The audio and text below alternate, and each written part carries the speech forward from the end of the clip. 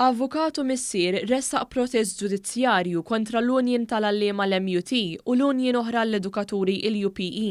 Dr. Andre Borċ ressaq protest ġudizzjarju qoddim il-premawla tal-Qorti Ċivili talli minħabba r-rivalità bejn iż-żewġ unions it-tnejn irrikorrew għal azzjonijiet industrijali u direttivi fil-konfront tal-Gvern u l-istituzzjonijiet edukattivi propju għal finijiet egoċentriċi tagħhom sabiex union tidher iktar militanti minn oħra.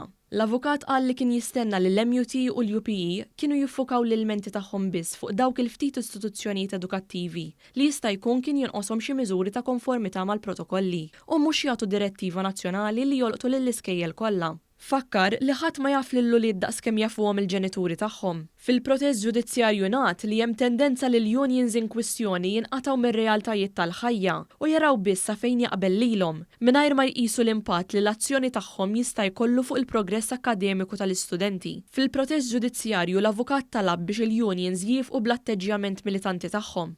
Kumpanija li fil-bidu ta' Settembru ġiet mitluba tħallas il-multa rekord ta' €1,200,000 mill-FIAU resqet proċeduri kostituzzjonali fejn qed tisqar li drittijiet tagħha ġew miksura. Il-kumpanija qed titlob ukoll l-annullament tal-multa. Il-piena allegatament kienet ibbażata fuq sensiela ta' irregolaritajiet bil-kumpanija MPM Capital Investments tiċħad kwalunkwe emil ħażin u ddikjarat li kienet se tikkontesta d-deċiżjoni u tfittex ir-remedji legali kollha possibbli. L-FIAU qalet li l-kumpanija in kwistjoni kisret liġijiet marbuta mal-ħasil ta' flus.